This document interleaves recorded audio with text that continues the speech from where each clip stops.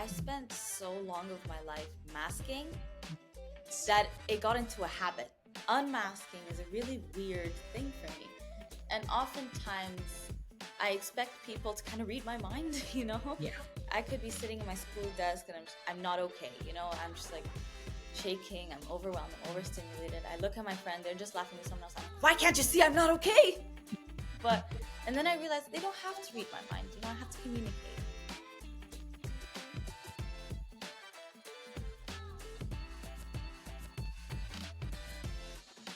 Hey, it's Joy, and this is the Joy of Neurodiversity podcast.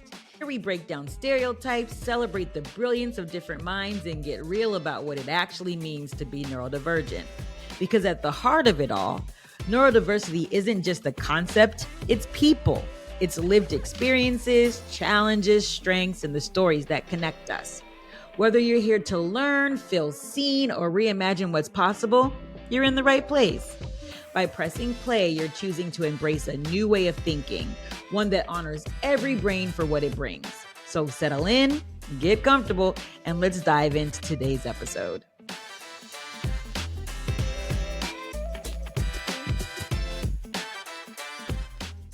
Welcome back to the Joy of Neurodiversity podcast. I'm your host, Joy Buckner.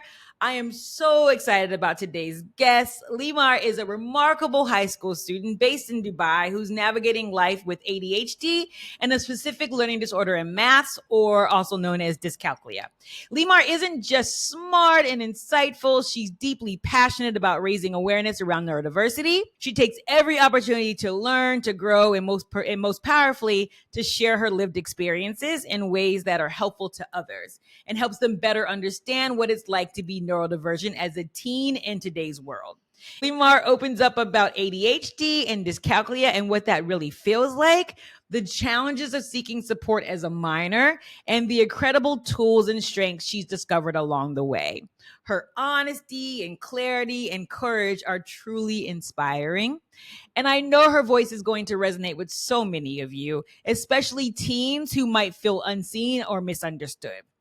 So whether you're neurodivergent yourself, raising or teaching someone who is, or you're just curious and want to learn, this conversation is one that you're not going to want to miss. So let's get into it, Lemar. I'm so happy you're here. Welcome to the Joy of Neurodiversity. Hi, Joy. Thank you so much. I'm so happy to be here. Oh, I'm so happy that you're here. I guess we should give the audience a little bit of a background. I met you because I came to your school to do a parent meeting, a parent coffee morning about neurodivergence, and you were the only little student sitting up in the front, right up in the front. Yep. I kind of feel like you had on like headphones or something. I don't know. I did not.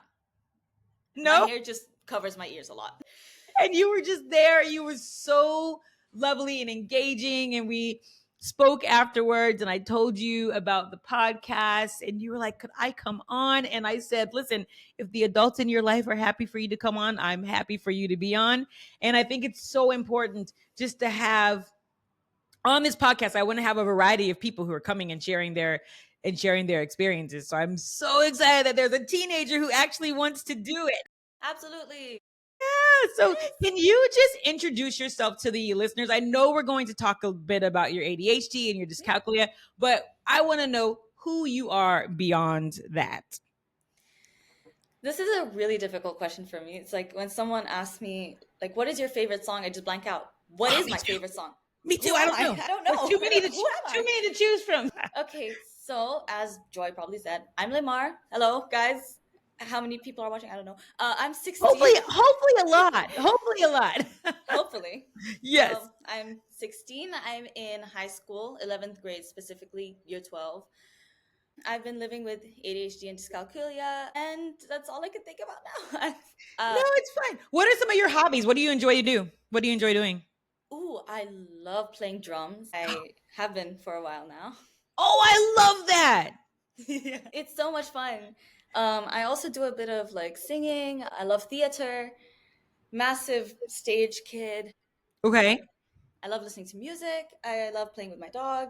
Very huge dog person. And I think at this point, I'm pretty much medically like addicted to getting piercings. So here are some of my hobbies. I'm sure your mother's loving. I'm sure. Oh, she's loving that. Well, thank you. So let's just go back a little bit about, Sure. because one thing I know that is difficult is just diagnosis, and because with Yeah. neurodivergence, it looks so different in every person. So can you take us back to when you were first diagnosed with ADHD? How old were you? What was going on at the time?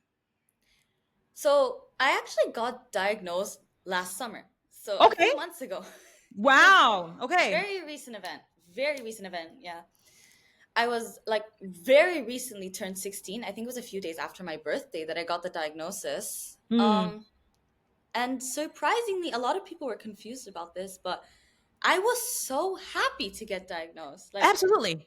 Yes. yeah, like my entire life I've been told, like, okay, either you are like way too hyperactive, you are not focusing at all, you don't know how to do this, you don't know how to do that, you're lazy, you're different, you're dumb. But like, yes, I have been called dumb, but I Oh got my yeah. I diagnosis. right there with you. Right there Yeah, with you. I got my diagnosis. I'm like, oh my God, this explains everything. You Yes. know, it's not, there's nothing wrong with me. I'm just literally wired different. Oh my gosh. Yes. Yeah. There's absolutely nothing wrong with you. How was it manifesting in everyday life? What was the biggest challenge that made you say, okay, something's going on. We really need to look into what this might be? Yeah. So I first got the idea that I might actually have this, I'm not going to say disorder, this difference Yeah. in me. When I saw an article describing some of the symptoms, I was like, that's literally me. That's me. Yes. Yeah. So I had to fight for like a really long time actually to get this diagnosis Mm, because it manifests differently in women than it does men. absolutely. See, so there are two types of ADHD that we know about, the Mhm. hyperactive and the inattentive. Because the Yes. hyperactive is more like associated with boys, that's really the thing that medical people, doctors, sorry, focus on. Yeah. And they just kind of ditch the girls. But since I have the combination type, I feel like it was easier for me to get diagnosed because it's a combo of both. Okay. The So biggest you do factor, have, yeah, it is kind of outwardly, you can be hyper outwardly, but then yeah, also can be inattentive. And then what yeah. about, I know because I am still in the process of being diagnosed, but I know I have ADHD. And for me, my hyperactivity it's not out. I have a lot of energy. I wouldn't say that it is Yeah. hyperactive, but my thoughts are extremely hyperactive. Yes. Good Yes. God, yes. It's more of that with me, but also for me, it's more physically hyperactive. Okay. I'm a bit of both. I'm a Yeah. bit of everything. I'm just a buy one get one free. You know, there's there's everything in me. And So then yeah, I am the combination. you're a strong student from all accounts. When I spoke to the leaders at your school, they said that you are an exceptional student. And so, In and some I things more than others. and I don't know if that means grade wise or just like your ability to interact. I don't know what it means, but they think very highly of you at the school. And I feel like so often there are students who perform well, they are liked by other, they get along with their teachers, they get along with Yeah. their peers, they're not problem causers. And so those students often, I feel, fly under the radar because they're like, well, there's nothing Yes, going on. definitely. Mm. Yes, but about the grades part. Yeah. Yeah, Okay, but listen, yeah. listen. I'm going to tell you, I was not a good student until graduate school. Yeah. I was not a good student until graduate school. But Yeah. I don't think that grades are an indication Absolutely not. of No. like intelligence. No, especially when you're neurodivergent. A lot of time, like we don't fit into systems. Yeah. So, in grading is a system. So, but from all accounts, I spoke to a couple of different leaders at your school, and they were just like, "Oh, she's just lovely. She's Aw. just a wonderful student." So you're thought of you're thought of very highly. Okay, Probably not so because of my grades. listen, I like your candor. So, pardon me. That's fine. When you're looking at remembering just the experience of it, you said that it was definitely a relief, Yes. and you felt, I felt the same when I was diagnosed, especially when you're constantly being told that you're lazy or dumb or what Absolutely. have you. Like you're like, there's a reason Oh, the why. laziness. Oh my God. But I've it's been so beat by that. What is up with that? it's lasting, Lemar. It's lasting. So I know. I have to, and I guess I want to tell you this so that I can save you a life of not doing what I've been doing to myself. Okay. But I honestly, it's at 47 years old, I have to tell myself every single day that I'm not lazy, I'm not stupid, that I'm a hard worker because it was Yep. really beat into me for so long. And I know with you having been diagnosed at 16 years old, there's a lot you Yep. you experienced a lot of that. But I'm here to tell you, girl, you are not lazy.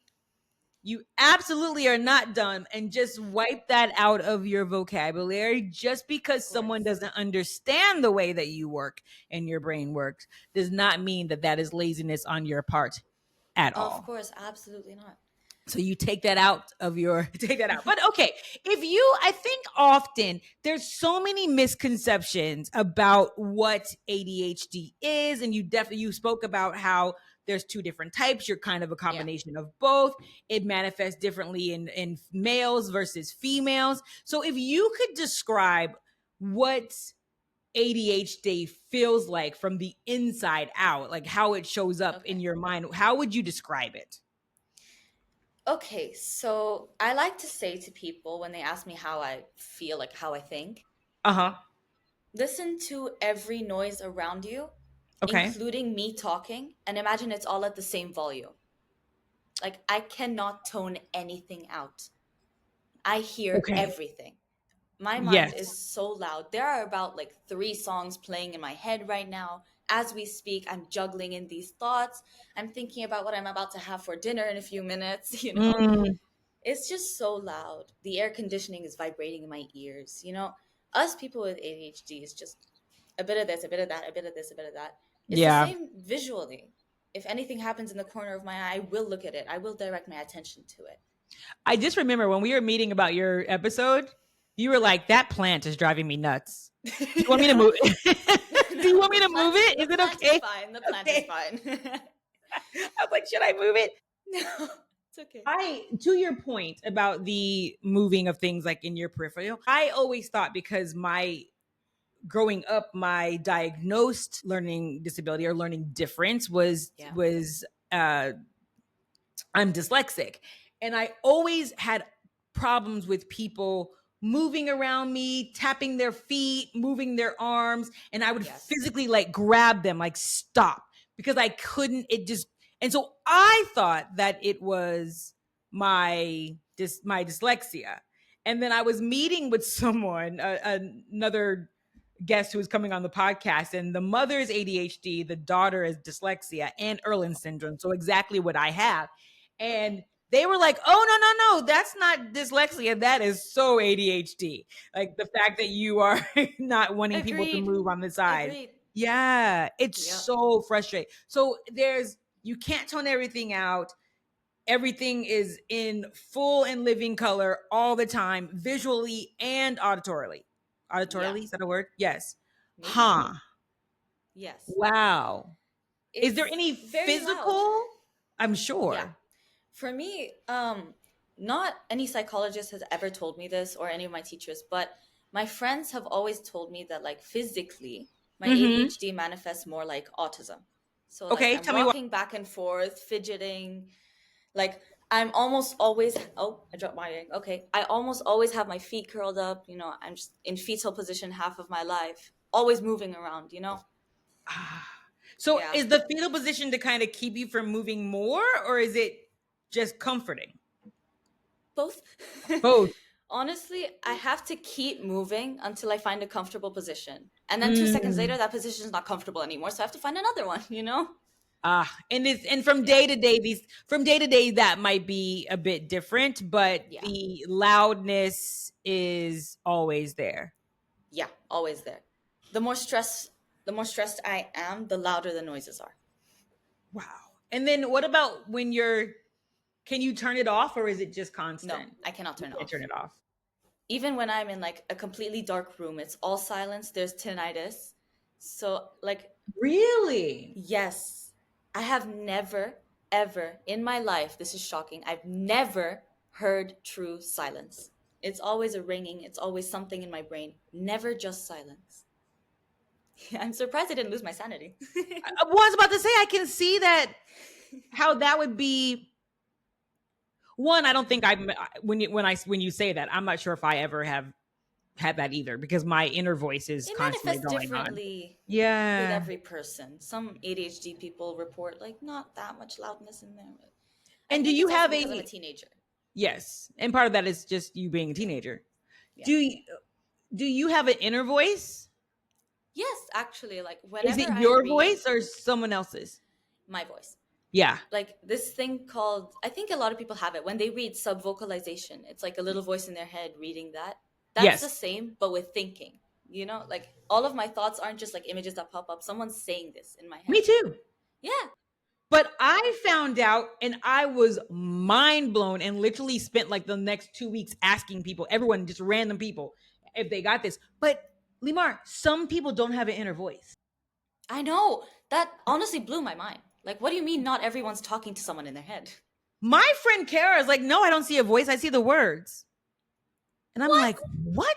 And then some people were like, some people just have like a silent movie. Some people hear nothing. And I'm just like, what do you mean? That's not, but Lucky apparently not. bastards. I know. I'm like, how can this be? Those lucky bastards. I wish. She's getting annoying. Honestly, she's getting annoying. I am, but you know what? It is who you are. It is who I am. It is who you are. It's like you get what you, like we say in kindergarten and first grade, like you get what you get and you don't get upset, right? So, but it's trying to figure out how do you let that work for you in a way that it's serving you. And if it gets to the point where it's not serving you, then what can you do to help calm that? And I think that that's a nice little segue into what we want to talk about next. Yeah. Okay, so I know that navigating treatment and trying to figure out what is going on or what you can do to help support the way that your brain works can be difficult for any person. But when you throw into the mix the fact that you are a teenager and you're not really able to make medical decisions for yourself, and then you need to then be with your parents or your mother, whoever is and for our listening, whoever that might be for you, that adds a layer of difficulty, especially when you might be in a situation where you know for yourself, and you're a very strong, opinionated girl, you know what you think you need. Your mother has her thoughts of what she wants for you and what she thinks you need. And I know that that has been a bit of a journey that you're still going through, trying to figure out what is going to be the best treatment for you. So have you ever felt like the adults in your life really don't understand what it is that you've needed, and how has that impacted you? Raise my volume a bit in this one. Okay. Yes. Okay, tell me more. Yes. Tell me more. So, you know how they call us underage people minors, right? Yes. It's not just a label anymore. They took that literally. There's major and then there's minor. Yes. They took that literally. Sometimes I feel like the doctors, they don't listen to me and they listen to my mother, even though I'm the one having the issues, because I'm the child. Yeah. And like I've been told so many times in my life, like, you don't know what you need. You're not even fully baked yet. You know, you don't have the right mental power to make these decisions for yourself. Do you know what's going on in here? No. Exactly. But you're the one who is experiencing every day. You're the one that's meant to learn, to take in information. Yeah. And it's and then to have doctors say, well, you don't know what you need. Yes. And the amount of teachers, like, I've pretty much asked every teacher ever, like, do you think there's something off about me? Do you think there's like a difference between other children and I? You know, they would always say, oh, you're just a bit of a chatterbox. You just move a bit. But no, there's nothing wrong with you. You're always listening. You may be daydreaming a bit. Some of them have actually said that. You're just a little bit of a daydreamer, but I'm sure you focus on a lot of my classes. I don't. No. There's too much going on. Nope. I am pretty much always daydreaming. Yeah. Do you feel like it's standing in the way of you being able to learn? Yes, Okay. definitely. So, Especially another thing, when the teachers, like, they aren't passionate enough about what they teach. If the okay, teacher doesn't like their own subject, how am I supposed to like the subject? I hear you. I hear You you. know? So, I guess for me, especially at this time in your life as a teenager, it's Yeah. already difficult enough to be a teenager. I can't even imagine what it's like being a teenager in Yep. today's day and world, like day and age. Awful. But if we're going to think to then throw into the mix people who are and I had a little bit of this as well growing up as neurodivergent. You want help so desperately. Yeah. You want to try to find solutions for what's going on. And then when you have trusted adults in your life who are then saying, but you don't really know what you need, and we're going to make decisions for you, or you have doctors who are speaking to your mother instead of speaking to you, Yeah. I can imagine that that makes you say, well, why am I going to trust these people? They don't even want to know what it is that I'm doing. And if someone did that to them, I'm a firm believer in I don't care how old you are.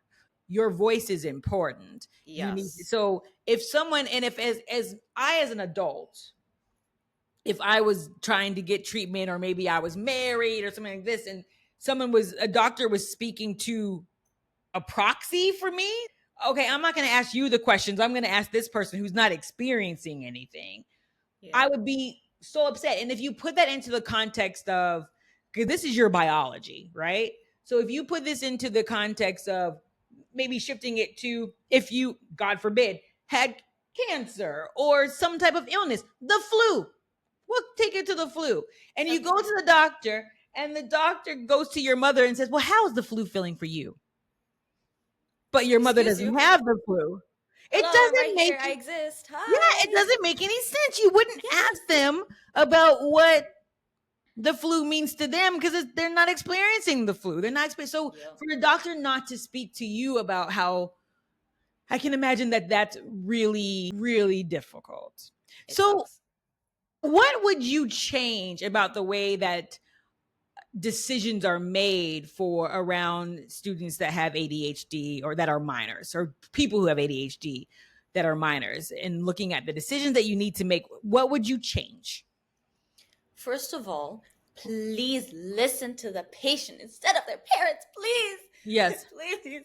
They're the ones suffering through this. And if there are any teachers or parents listening out there, if you feel like the child is struggling, Mm. you need to take initiative if they can't ask for it themselves. Yeah. Because oftentimes children will be told, like, no, you need to, like, either raise your hand to speak, you have to get permission to speak. If they cannot speak and you see that there's something wrong with them, please take initiative for them. Yeah. It Yes. helps But so much. if it's a situation where you are speaking up, you are able to advocate for them, advocate for yourself, then the adults in your life need to allow you Yes. within reason to advocate for yourself. You And here's right. the thing. Yeah. I think what's difficult, and I'm realizing now as an adult, and I look back to how I was as a child, we do as teenagers tend to think that we know more than Of we course do. we And do. that's neither here nor there. And I know that it's frustrating, but I mean, I've met your mother. Yep. I've met some of your teachers. She's coming from a place of love and care. Yes, She of wants to course. make sure that she's making great decisions for you. I can Of tell course, that bless her heart. Yeah. she's lovely. And I can tell that she's like she wants you to be okay. She wants you to Yeah. feel supportive. But this is a scary thing for her as well. It's a scary Yeah. thing for her as well. So in terms of decisions, if you could find that perfect medium, like that middle ground for making decisions as a minor who wants to feel heard but also respecting the fact that you want your decision makers in your life to be able to give input and to feel good about like whatever your plan of treatment is, what would be your ideal way to deal with that? So, like, in a place such as like a school office where they're making decisions on how to treat neurodivergent children, Mm-hmm. have a neurodivergent child in the room with you. Do Mm-hmm. not make that decision without actually consulting with people who really have this problem. Yes. Like, I'll take the example of like, you know, a lockdown drill, the bell sounds, right? Mm-hmm. If people don't have a deaf student in that room, how will they know that the deaf person can't hear it? Yeah. The deaf person will just see people running around like, what is going on? I can't hear the bell. What is happening? You Yeah. know? Have a neurodivergent person in the room with you while you make these decisions. They will tell you, no, this doesn't help at all. This makes it worse. This does help, actually. Expand more on that, you know?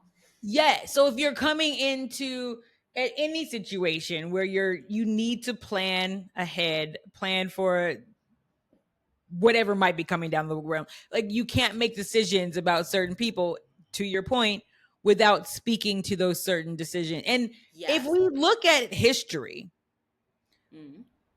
these things have happened from the beginning of time, like men making decisions for women in, Yes. medication. Like it always ends up badly. It always ends up It does. badly. So bring the Honestly. people into the conversation that can tell you what to look out for, because a lot of people don't know that they don't know. Yeah. So if you're able to, I love that point. Okay. So bring people into the conversation who are living that experience and can also Yes, advocate and give definitely. you advice. Is there anything else that you would do in terms of making decisions? Now, I understand like the point that adults make about like the medication and the more serious aspects of Yeah. like ADHD. I understand like you're putting chemicals in your body. Maybe Hmm. you know better than a teenager that that chemical is harmful. Yeah. You know, the same thing with vapes. A lot of people think that vapes are more healthy than cigarettes because they're nicotine and not tobacco.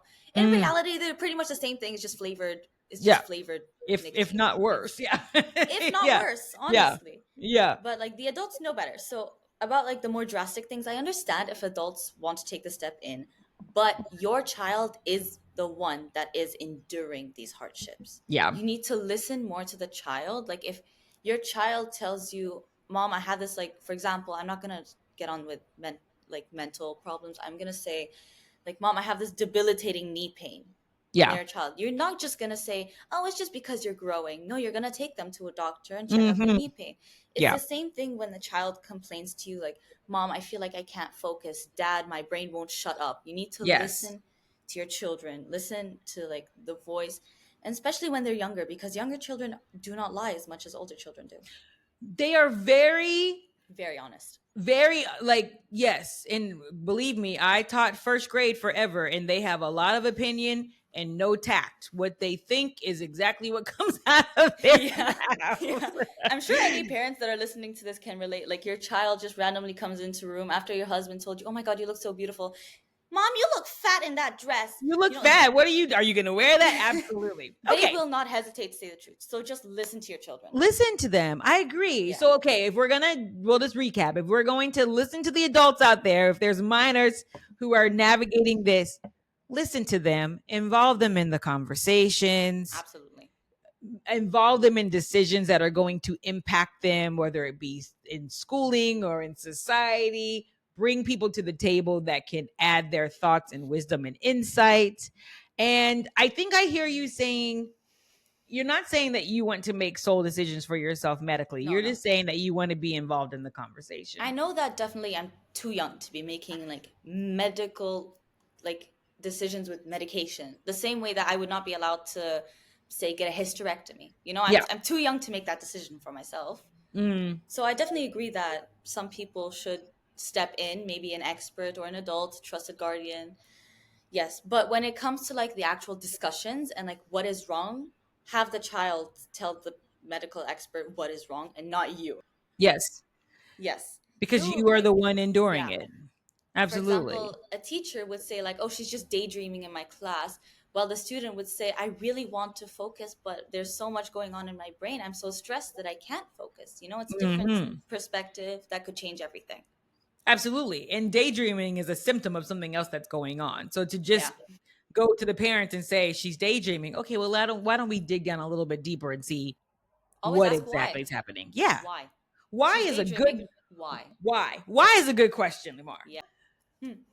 I truly do hope for you. Yeah.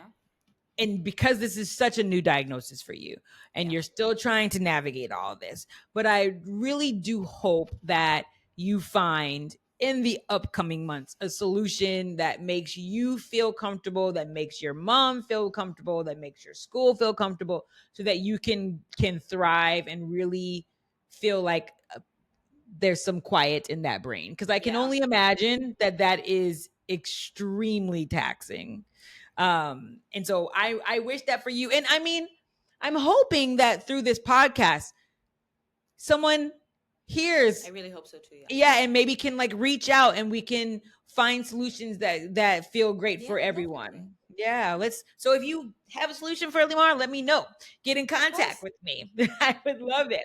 You So, can always okay. contact me if someone asks for a solution and you want like insight from a mind. Absolutely contact me. Absolutely. Please. And we will put the information in the show notes as to how we can we can connect you with people. Although I'm not putting your email out in these internet streets, but we'll figure out a solution. Maybe like something from social media. That's fine. We will figure out a solution for you. We'll figure that out. Yeah. Okay, so let's look at challenges and strengths, because neurodivergence comes with both. But so what part of living with ADHD right now feels the hardest? And that can be whether it's at home, at school, inside your own head. What feels the hardest right now? So this is, I think, just for me, but I feel like a lot of people with ADHD can relate to this.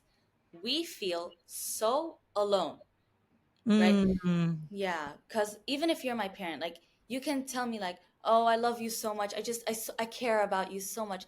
Like, I don't feel that. Like, I have problems with feeling the way that you feel towards me. Like, you can tell me you're my best friend in the whole world. Okay, thanks. I can't really, thank you. Sure. Is it because there's so much? Is it because there's so much going in your brain to even process that is hard, or what? Why do you think that is? I don't know. I've like had a few problems with the way other people feel. Sometimes like I can't feel anything at all. Like, if someone that, it depends on how much I care about that person. If someone I don't really care about starts crying in front of me, I'm just gonna be like, you want a glass of water? Yeah. But if someone I care about starts crying in front of me, I'm gonna start crying with them, Like, I am sometimes such a high empath, but other times I'm just like, what do I do? Do you feel like it's connected to, because sometimes I know for me, sometimes my brain there is so much energy going into just kind of keeping my brain still that I don't have bandwidth for anything else. And so if I'm more stressed, if there's a lot on my mind, I'm not going to be able to deal. But in other situations where I'm not, when I'm feeling, regulated, I feel calm, then I have room for that. But a lot of times if I'm in a state of dysregulation or just overwhelm, I don't have room for it and I won't make room for it. Yeah, honestly. Okay. Yeah. Is it kind of the same for you? Okay. So I think that is the feeling of, just kind of circling back to the feeling of being alone. Is it a feeling of not feeling understood? Yeah. It's I feel like, no one really understands. And for me specifically, like I spent so long of my life like masking. Yes. That it got into a habit. Like unmasking is a really weird thing for me. And oftentimes, like, I expect people to kind of read my mind, Yeah. Like I could be sitting at my school desk and I'm not okay, I'm just like shaking, I'm overwhelmed, I'm overstimulated. I look at my friend, they're just laughing with someone else. I'm like, why can't you see I'm not okay? Yeah. And then I realized they don't have to read my mind. I have to communicate. Like, it's odd. That's a good no, odd. But it's a good point. Yeah. And I mean, just to tell you a little bit about what I'm dealing with right now as a neurodivergent woman, I often have people telling me like, Joy, you're just such a joy. You're just always so happy. Yes. Like, you're always so joyful. And I told someone, I said, but I'm really not. And I realized that this is a lifetime of masking. To the point where I don't even know why I'm masking anymore. And I know in my heart of hearts that I am having a crap day, that I feel horrible, that I feel like the weight of the world is on me. But my face, my demeanor, the way that I interact with people is joyful. And that is not okay. And I'm trying to get to the point, not to the point where I'm just like so nasty and displeasant. And is this wasn't a word? Unpleasant. And I'm telling people, I don't think, is it? Maybe. I don't want it to be to the point where I'm never going to be that person who takes how I'm feeling out on everyone else, but I should be able to feel okay with saying, I don't feel good right now. I don't want to talk to you. I'm not happy, but I mask constantly. Yeah. Like a lot of people tell me, oh my God, you're so mature. You're just always so happy. You must have the best life ever. No. No. You know, like, because I've been told so many times, like, I've been complimented on my maturity and, like, oh my God, you can solve such big problems so fast. Yeah, I've been solving adult problems since I was 10, you know? Like, I'm used to this since me specifically. I don't know about other people, but for me, ADHD has made me like a lot more mature than I really am. And I've often been the parentified child, you know? Why do you say that ADHDs make you more mature than you are? Emotionally mature, definitely, because for me, the way ADHD manifested in me is it made me too sensitive.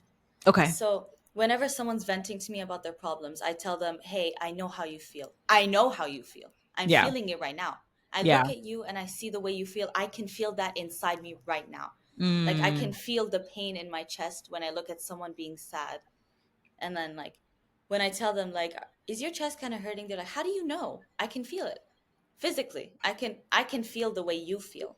So whenever, and you can read the signs that you wish that people were able to read in you. Yes, exactly. Which then makes it so much more frustrating. Yeah. If it's a situation where I became the therapist at a young age. So I learned kind of like to read people. I can look at someone, I immediately say like, hey, what's wrong? You know? And but must be so hard though, because it is. It's pretty difficult. You want someone to be able to do that for you. Like, when there's days when you're really struggling and you're just like, I see this in you. Why isn't anyone seeing it in me? And then that circles back around, and that feeling of loneliness comes back in, because then that's almost confirmation that you do have to do things for yourself, which, girl, I feel you on that one, because I'm the same way. Awful. I'm the same way. And also, I've read so much about people with ADHD just being like genius problem solvers. And because that's also the case with me, a lot of people come to me to solve their problems. So again, like I said before, I've been solving adult problems since I was 10. So I am pretty much a mature person, but I also want people to be able to see those things in me. Yes, absolutely. To be able to give back, it has to be a given. It has to be a give and take type situation. Another thing, actually, that people don't understand, the chronic fatigue that comes with it. Okay, tell me more. My mom actually is one of those people. She always tells me, no, you just have to sleep early. Just sleep early. Mother, my brain is working on overdrive every second of the day. And the brain is even more active when you sleep, scientifically. So imagine someone with ADHD whose brain is already this active. I'm talking way too fast. Oh, tell me this. Tell me more. Okay. Yeah, so the brain is more active when you're asleep, because it has, usually you digest most of the time while you're asleep or when you're in a vegetative state.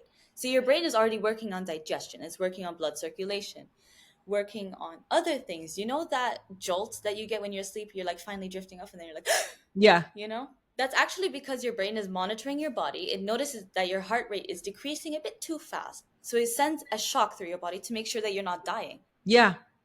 So your brain is always on overdrive in your body. It's making sure everything's okay. Okay, we're going into a vegetative state. We're not dying. So it's always this active. But for someone with ADHD whose brain is already too active, this can just lead to so much tiredness. Yes. And then I sleep so much. Sleep so much. Sometimes, I'm opposite. I don't sleep. Yes. Sometimes I go days sleeping for 16, 18 hours and I still feel like there are rocks on myself. My longest record for sleeping was, I think, 36 hours. What? I know. I was so tired at that time. You didn't eat? Nope. Just slept straight through. Well, I And mean, the it 16 goes hours, to yeah, the 16 hours actually a few days ago. wow. I mean, but I mean, Yeah. it really does speak to the fact that your brain is constantly in overdrive, Yeah. and it really is taking a not just a only a mental toll, but a physical toll on your body Yes. as well. People don't understand the chronic fatigue that comes with it. They always just tell me, Mhm. oh, sleep more. Oh, take some melatonin gummies. That's not going to do anything. Yeah, because fatigue and just a sense of feeling tired Yeah. are two very Different. different things. So different. They're two very different things. Okay, so well, first, is there anything else that comes to mind that you might want to bring up, or we can move on to strengths? As a struggle, none that I can remember. Okay, but what you said was, I Yeah. hear you. Those are my biggest struggles. There are obviously a ton more, but Yeah, I'm not going to but talk about them all because the episode would be 5 hours long. I will. We'll have you back on, Lemar. Okay, so Sure. on the flip side, Yeah. are there things your ADHD have helped you to do really well? And we'll also talk about your dyscalculia in a second, but are Okay. there things that your ADHD have helped you to do really well? Yes. And tell me. When it comes to certain things, not all, as Mm. I said, like my school grades are poo poo, but my memory is exceptional. I can Mm. recall things from like 11 years ago with perfect detail, but I can't remember what I ate for lunch 2 minutes ago.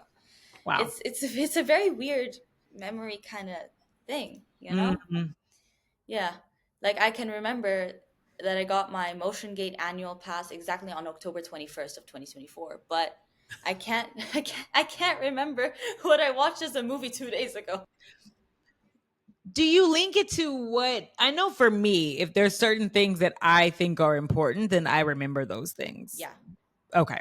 Yeah. But it's very selective because some things are very unimportant to me. Mm. Like, oh, I have like 3 days left for that assignment. Oh, well. But, oh, yeah, I've been talking about watching this movie for like a few weeks now. I should totally do that now. You know, it's very And then selective. with the assignment, and if it was me, like, okay, I have 3 weeks, I'll get that done. And then I don't remember it again until That's I another have like superpower, 1 or 2 actually, of days. ADHD. It's another superpower. I can do 3 weeks worth of work in like 45 minutes. Yeah, it's a superpower. I only work under pressure. I as well, but I honestly feel so okay. And I've tried to circumvent that by going like, okay, I'm going to get this done ahead of time. I'm going to have plenty of time. I will do that. And then the night before something needs to be finished, I'll decide that I don't like it. Yep. I'll scrap everything Uh-huh. and do it completely over again. Yep. Also, we need to talk about the 2 a.m. motivation arc. Just Okay, tell me more.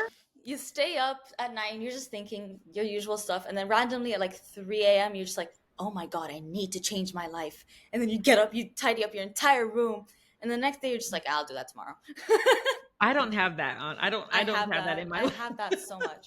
At the middle of the night, I'll just be like, okay, I need to study. I have a test in a few days. I want to be the best version of myself. I get up, I sit down, read a few words. Okay, I'm done. Do you I got think the feeling. I understand completely. Do you feel like your creative side is enhanced by your ADHD? I know that you say Oh, that you're definitely. loving the drums, the in theater and Yeah. music. How does your ADHD help with that? If my creative side was like suddenly transformed into like a physical TV show, I'd be the next Stanley, right? Mm, I'd be on the red carpet. I'd be ruling over everyone, you know? yeah. The creativity is there always. Like I'm always just creating something here and there, here and there. Okay, I see this piece of artwork. What can I do to improve it? You know, what can I do to Yeah. make it more abstract, more realistic? You know, this thing feels off. So my brain's always in overdrive about that. I like for me in creative things, not in Mm, like the logical blah blah blah. In creative things, I can immediately spot like a typo. Oh, he should have changed the tense in that. This is not written properly. I can also do like an exceptionally good job in English literature analyzing. I see mm, like the tiniest things, you know, like my teacher showed us a political cartoon, asked us to analyze things. A lot of people said like facial expressions, speech bubbles. I said the color of their outfits are different. They have different symbolism, you know? So mm. the details are really there in a creative ADHD mind. Yeah. You see the Yeah. big picture. You see it. Yes, all The that. I big love and that. little picture. Yeah, you like for me, like I feel like most people with ADHD, like they can look at it and then they can funnel it down in ways that are really unique and Yes. yeah, I love this. So when people, like in a math test, for example, they say like, oh, Johnny was picking 7 apples in a basket. He left it outside and find 4 gone. I would think, why did he leave it outside? Just bring it in. You know, like I'm not What thinking was about the Johnny problem. thinking? I'm not thinking about the problem. Why didn't you close your door? Just leave it, Yeah. just put it inside, you know? I Oh don't my think about goodness. that. So word problems and math are just not my thing. Yeah, because you're just like, okay, but that logically doesn't make sense. Like, why did And John? let's not forget, there's ADHD and dyscalculia here. It's a combination. Yes. So I was gonna ask. So you mentioned It's a living double with whammy. that. What Yeah. is it? What's the experience been like for you with dyscalculia, and especially when it comes to school and everyday life, or how does it manifest for you? A lot of people, I think it's one aspect of neurodivergence that people hear about dyscalculia, but they don't really know what it is. So can you kind Yeah. of walk us through that? I read somewhere on Google that dyscalculia is number dyslexia, and I've hooked onto that. I'm like, oh my god, Mm, yes.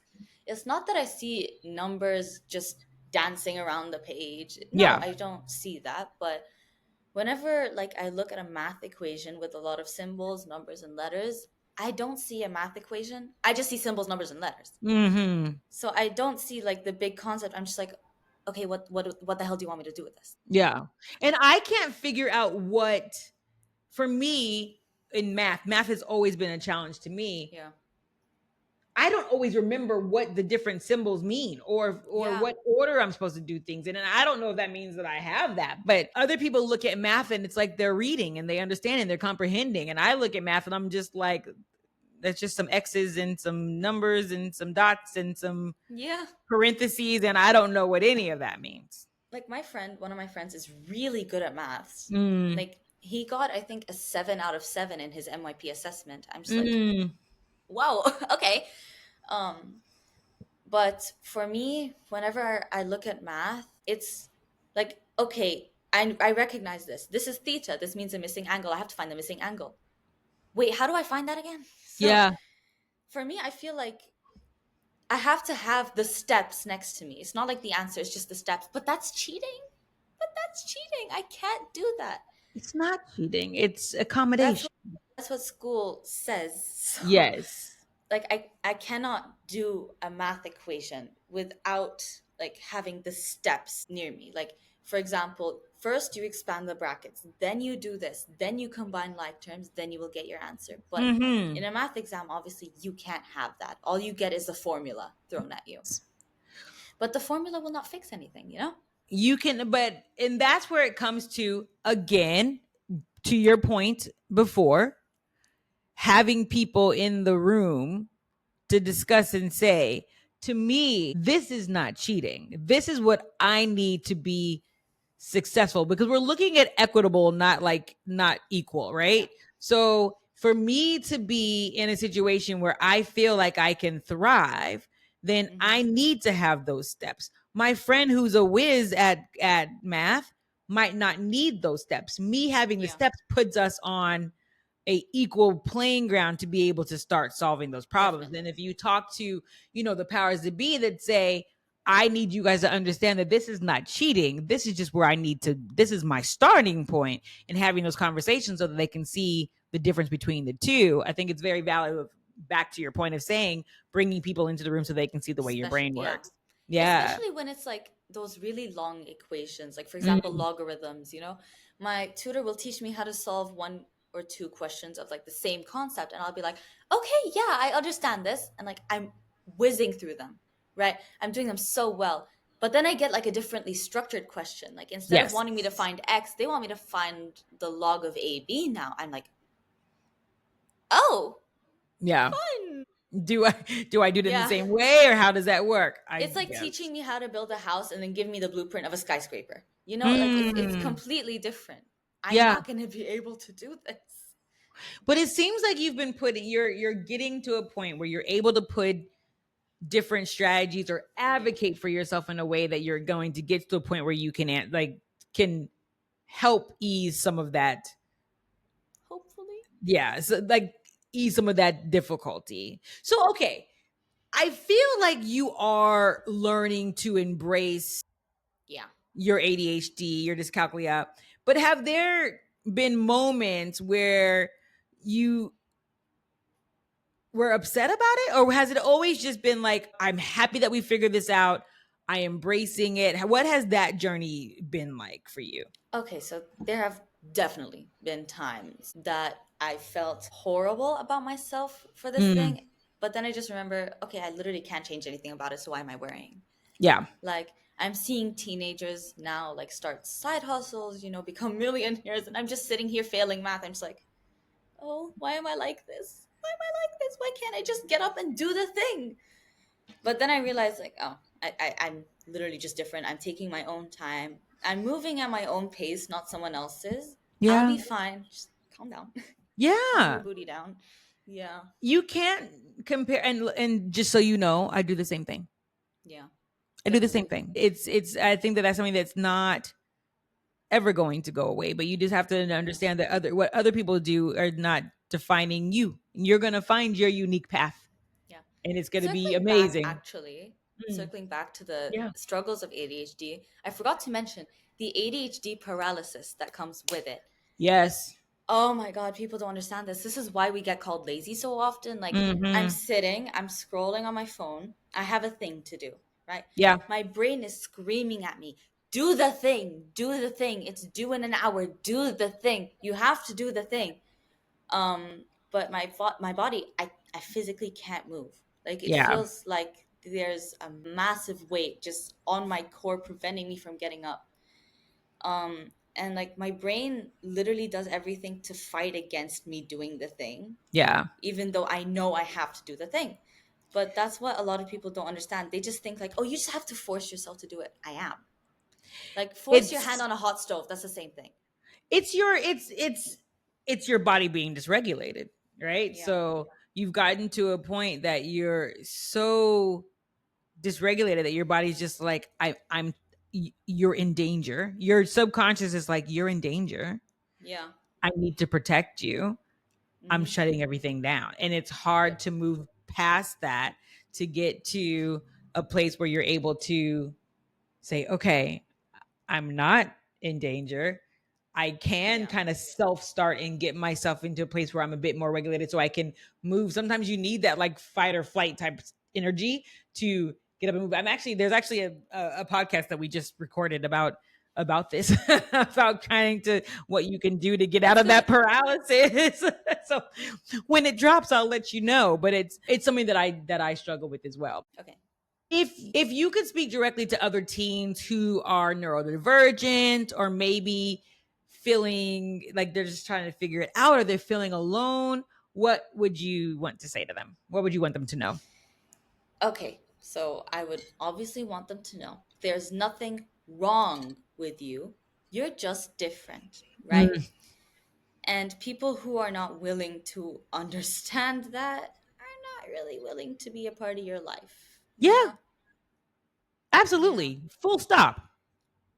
And I feel like, I have to obviously say, your struggles are so valid. Like, the system was built around neurotypical people. They Hmm. haven't put us into consideration as much as neurotypical people. So you're going to find some challenges, Yeah. but just find what works for you. Mm. For people with ADHD specifically, focus on the dopamine and not like the thing that you have to do. Like, for example, I hear a lot of people giving the advice like, do the hardest thing first. That doesn't work for us. Yeah. No. For people with ADHD, you have to do like the easiest thing first. Get that dopamine. Do a little bit harder dopamine in and work your way up until you get to the point where you have enough dopamine that you can really focus on the hard thing. Oh, that's such good advice. Yeah. Thank you. And So try to like the small things that give you that little hit of, okay, I'm doing this yeah, good, I'm being successful, and then work up from there. yeah. Okay. Any And other advice to also, teenagers? yes, split every big task into teeny tiny tasks. Like, for example, cleaning the kitchen, right? Your first tiny task is to get the cleaning supplies. Second one, make your way over to the kitchen and set everything up. The third one, okay, start with the sink. Fourth, move on to the drawers. Fifth, move on to the island, make it like a tiny step by step, and maybe have like a YouTube video playing in the background so you can have some fun while doing it. I like to do Yeah. that personally. I don't know about other people. It might be overstimulating, but like try to divide it into teenier tasks so it wouldn't seem like such a I big, feel like overwhelming I issue. I feel like I can do this for me. I feel like I can Because do this for me. it's I do one this thing for that I me. hate. It's one thing that I really, really hate. I I do that love for that. me, yeah. So So, okay, always, just yeah. dopamine, kind of get those little hits of dopamine that keeps you motivated to do more. And then Yeah. when you're doing big tasks that feel like they're overwhelming, break them into smaller tasks. Yeah. What You can about always take a quieting break in your between mind? too. Yeah. Quieting your mind. Okay. Have you figured that For one out yet? me, Because I feel like there's a lot I going don't on think with I you. have, but Yeah. for me, the thing that like stops all the other thoughts yet gives me enough stimulation to like not be bored, music. I just put some Mm, headphones on, I listen to music. It shuts everything else up, but I can still like get enough stimulation to know that I'm not getting bored, you know? yeah. I'd love that. Okay, so let's. Usually I take a run while I listen to that music if I need something extra. Oh, I see. Yeah. Okay. Which, so is a way for you to regulate your body, because Yeah. when you're running, the movement of running your body is crossing your left brain and your right brain, and it calms you down. Mm-hmm.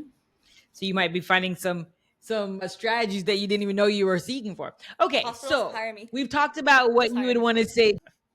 So you said what you would want to say, what you would say to neurodivergent teenagers. What is one thing that you really wish adults, whether that be your parents, teachers, or doctors, what do you want them to understand about neurodivergent teens? Okay. They if they are neurodivergent, most of their rebelling is because they feel a bit belittled by you always saying like, no, I know better, no, I know this, I know that. Sometimes, I'm not saying all the time, but sometimes Mm, you don't. They are the ones inside their own bodies suffering, and if they're reaching out to you for help to give them like a tiny bit of support while they navigate this, and you just shut them down, they're going to feel overwhelmed, you know? yeah. Yeah. And just support your child in any way possible, and definitely don't like belittle them. The laziness thing, first of all, needs to go. It needs to go. Yes. It Say needs to that go. again. The laziness, the stupid, Yeah. the just be like everybody else. Throw that out the Yes. window, for And we goodness sake. adults, please listen to me when I say this. Your child, like ADHD, is not just something wrong with your brain. It's not just something wrong with the way you think. Our brains are wired differently. You Mm, cannot cure ADHD with supplements and medications. Like ADHD is literally a different way of thinking. So if you yeah. want to like discipline your child without them rebelling, try to morph it around the way they think. Mm, Like if you're gonna tell me to, for example, get the hardest thing done, I'm just gonna be like, no, that no, doesn't work thank for you. me. That doesn't Yeah. work for me. What I'm gonna do instead is this. And then when your child suggests a problem, you don't be like, no, that's not the right way to do it. It could be Yeah. for them. Yeah. It could make like a massive difference. So just Find listen to your child. what works for their brain. Speak to your Yes. child, speak to your student. Oops. Oh, Figure out what works best for them. and please, Yes. for God's sake, please stop telling us that neurodivergence is something wrong with us. It's not something wrong. We're just No. different. We're just different. We're still the same. Yeah. Yeah. Agreed. Thank you for Mm-hmm. that. Of course. Okay. I feel like you gave our listeners, I was going to ask you like if there Oh. was any tips or tricks to help like our neural path, like people on their neural path, like their neural spicy paths. But I feel that you've given us so many ways. But if you wanted to, if you want to think of as neurodivergent thinkers, we often come up with creative ways to help our brain make sense of the world. So Mhm. what is always in your toolbox to help you navigate life? Toolbox. So I always have fidget toys with me. Okay. tiny fidgets to keep my hands busy so I can actually focus on something. Like this ring, this part moves, so I can just spin it around. I've seen you swim. Yeah, so I can just spin it around. That's how I've been focused this whole time. But another thing is, like, I found that people with ADHD, like me, caffeine in coffee just doesn't work for us, Mm, right? So if you need like the energy boost, this worked for me, so I'm suggesting it to you guys. Try tea or matcha. Matcha really mm, worked for me. Matcha was amazing for me. But just make sure to drink it a few hours prior, you know? yeah. Yeah. Um, Amazing. and if you need more energy, like just focus your day around the energy you're feeling, because ADHD is always inconsistent. You never know how much energy you're going to wake up with one day. So you just focus everything around that energy. Calm down, listen to your body, listen to your mind. Don't do anything that feels too overwhelming to you. Otherwise, you will just be burnt out staring at a wall for 37 minutes. So, I love that. yeah, Well, you, Lemar, I have to thank you for your openness of and course. your honesty and your insights and just giving us a look into what it might be to, or what it looks like or feels like to be neurodivergent as a teen in today's world.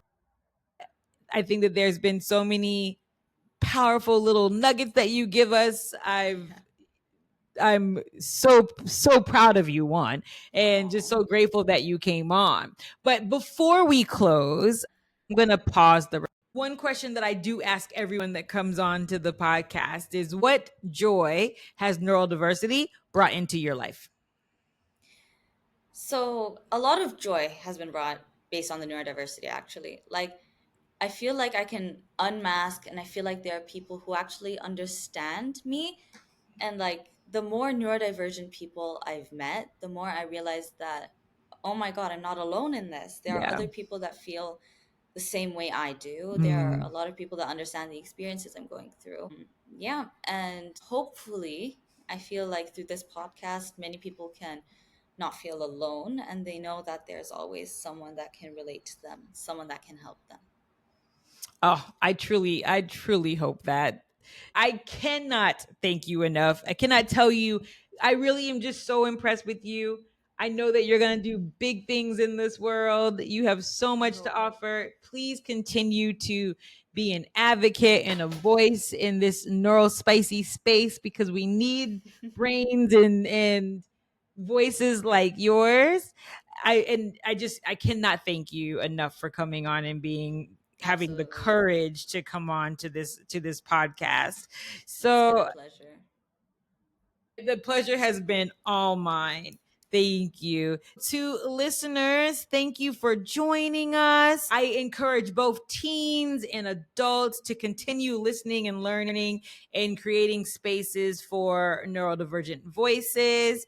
If you enjoyed this episode of the Joy of Neurodiversity, please make sure that you like and share and comment and subscribe if you haven't already, so that you are notified when we release new content. And to everyone, have an amazing day. And thank you for being part of the Joy of Neurodiversity. Bye.